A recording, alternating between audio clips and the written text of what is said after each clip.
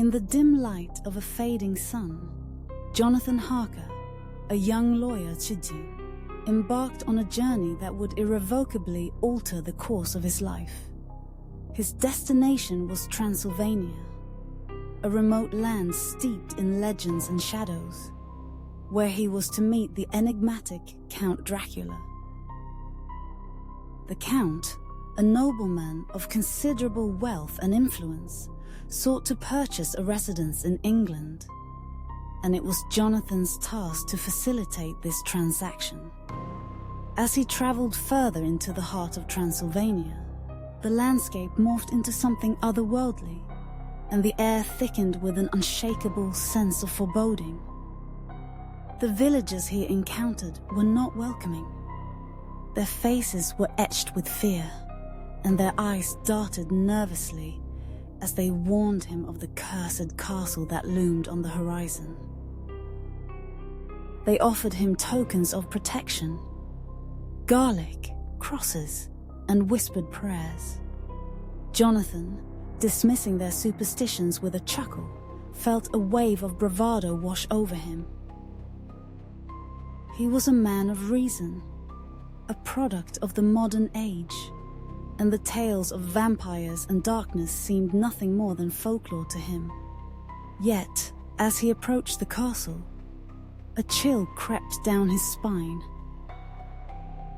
The castle stood ominously against the twilight sky, its turrets piercing the heavens like the claws of some monstrous beast. Inside the castle, Jonathan was met with silence and unsettling stillness that enveloped him like a shroud. The Count, upon his arrival, was a figure of both elegance and terror. His pale skin glimmered in the dim light, and his sharp teeth gleamed with a predatory hunger. The intensity of his red eyes bore into Jonathan's soul, igniting a primal fear that he could not shake. It was a realization that dawned upon him too late. He was not merely a guest, but a prisoner in this castle of horrors. Days turned into a blur as Jonathan explored the labyrinthine corridors of the castle. His initial curiosity morphed into dread as he stumbled upon empty coffins and remnants of dark rituals. One fateful night, he witnessed the Count defy the laws of nature, crawling down the wall like a grotesque lizard. The truth crashed over him like a wave.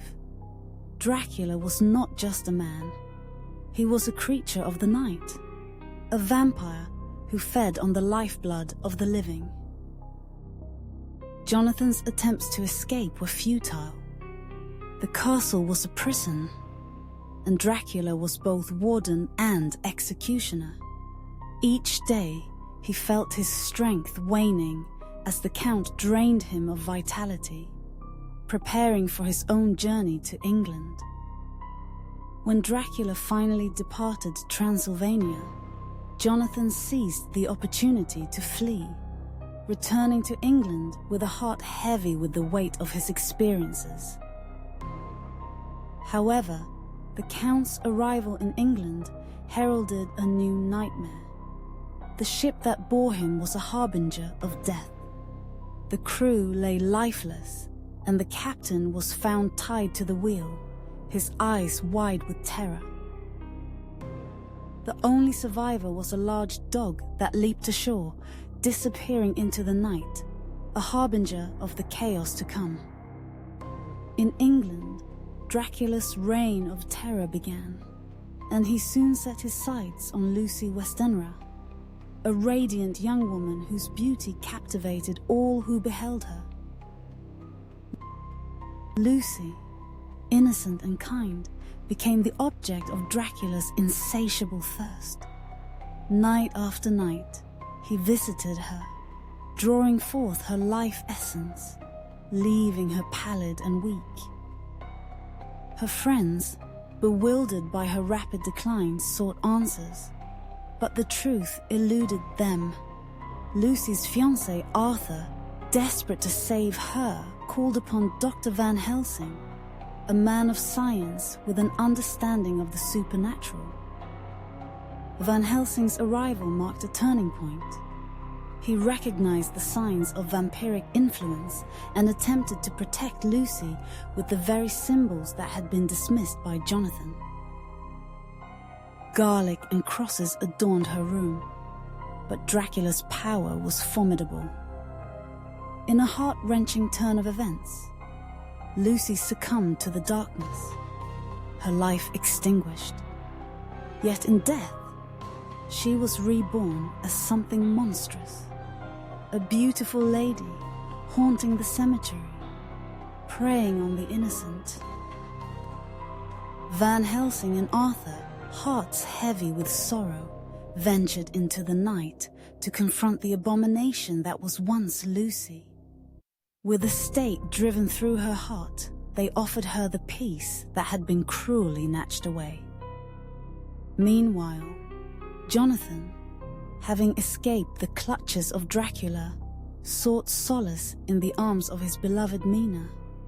Their union was a sanctuary from the horrors they had both faced, yet the shadow of the Count loomed large. Mina, too, fell victim to Dracula's dark allure, as he fed on her blood and ensnared her mind.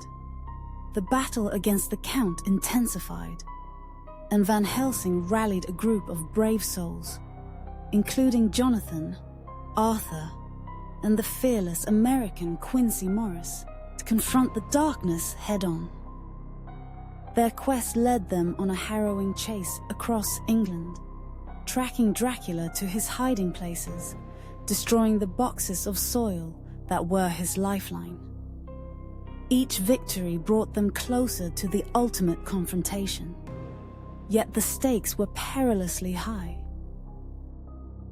As they pursued Dracula back to Transylvania, time was of the essence.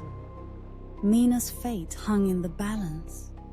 If they could vanquish the Count, she would be freed from his grasp. In a climatic showdown, they cornered Dracula as the sun dipped below the horizon, casting long shadows over the land. Quincy Morris, embodying the spirit of sacrifice, plunged a knife into Dracula's heart. The creature crumbled to dust, a testament to the triumph of light over darkness. Yet, in victory, there was loss. Quincy succumbed to his wounds, leaving a void that would never be filled. As the dust settled, the survivors returned to England, forever changed by their experiences. Jonathan and Mina, now free from the Count's malevolent grip, began to rebuild their lives. They named their son Quincy, honoring the brave soul who had given everything for their freedom. Yet, even in their newfound happiness, the specter of Dracula lingered in their minds. They understood the fragility of their peace, that evil does not simply vanish. It lies dormant, waiting for the opportune moment to rise again. In the end, the tale of Dracula serves as a chilling reminder of the darkness that exists within and around us. It is a story woven with threads of desire and dread, where the boundaries between love and obsession blur. In the quiet corners of their lives, Jonathan and Mina would always carry the echoes of their encounter with the Count, a haunting melody of remembrance that would never truly fade.